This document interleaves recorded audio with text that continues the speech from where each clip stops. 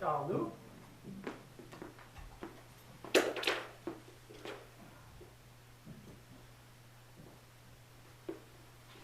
Want to go back where we were? Yeah, start at the beginning. So, That won't be in. one. Me? No, I'll do it to you. Yeah, let's start this way. And then I'll be doing it in a second. Yeah. So as soon as that happens, I just feel out and let you follow. He's got to be able to touch my hand. That's it. Then his shoulder's going to come in. When I see his foot move, I step back in response. When I see his shoulder come in, I lift my palm to his shoulder, my elbow to his elbow. And And eventually roll. you will not be using your eyes, but Mhm. initially you will. Yeah. His fingers are keeping my eyes And or- head. and head occupied. I'm pulling my head away. That ensures the lock. Mhm. He drops his right elbow and rotates his palm up, and then brings his feet back together, and we're back at the beginning. And now I'm going to chop him. And this way it becomes both of us doing the same thing, just different rolls. Right foot back, as my shoulder comes in, and my right foot comes And forward. you're doing this version. Yeah. So weight back as much as you can on the right leg. And as soon as I feel that lock, I just rotate my elbow in. And that also means the hip is doing something. Yes, I have to drop it to my hip and not lift my hand. And then he notices that and comes up and tries to hit me in the head with his right. I mean it. And then he continues his chop towards my head, and I get out of the way by heeling out. So it comes straight in. Step right towards, closer the better. Yeah! The closer the better in this. Then as soon as I see his right foot move, I step back. As soon as you get him off balance, he rotates, and I just follow that momentum right up to his head. And I continue that momentum by stepping through with my chop. He pulls my chop and brings his right foot back. Okay? Then he chops with his right. So, again, this is in the beginning very rote, but later on becomes very sensitive. So when he continues forward and chops, except with his left, you'll start to notice lots of nice little angles available to you as a striker, as an attacker. But I'm on the defensive in this case. So right here. So you can use the elbows. You can emphasize this whole thing with just using the elbows. So right here, when I come up with my elbow, for example, and I check his elbow, right? And he blocks with his elbow and brings his foot up. So I try to hit him with my elbow and step through. And step up.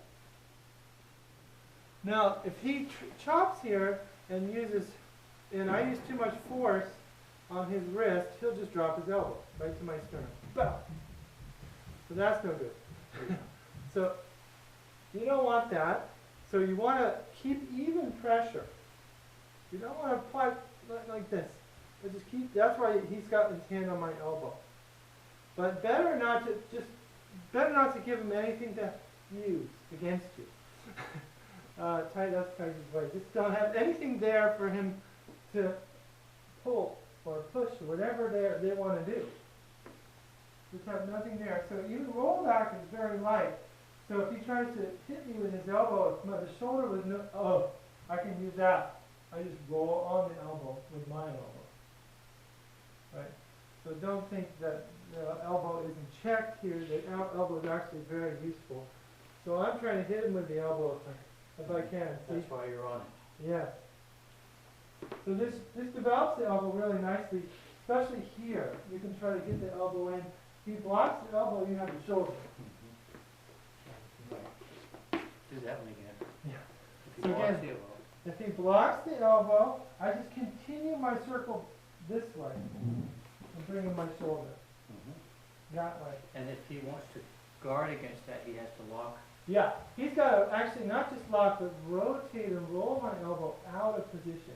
So that your shoulder can't touch me. Exactly. So when you're coming in with shoulder, there's a rotation. Rotation, yeah.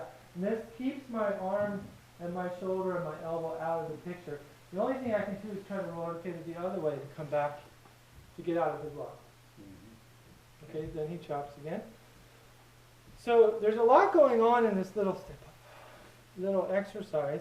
There's also a nice lock here against his elbow. right, before he steps in.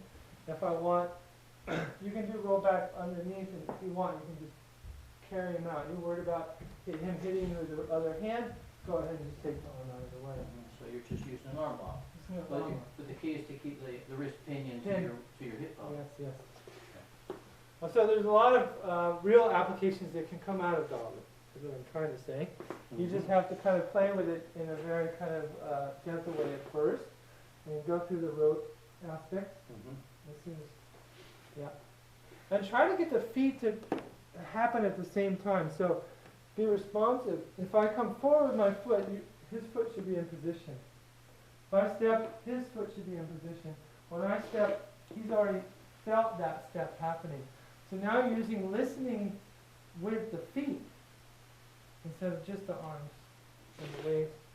But as soon as you see and feel a step and a commitment, you move. Right? If I don't feel anything, I don't move. So it's the same as we've been saying before. As soon as I see that foot move, boom, okay. And as soon as I feel his weight shift, he's got to shift his weight a little bit to move his right foot forward. And when he does that, okay, then I can step, see? Or I can start to get out of the way. But I want to wait until he's committed to that shoulder. So this is the listening aspect. So you're really listening to their feet and how their feet are stepping and when. And that's all timing stuff. Okay? Adequate? Yeah. Good.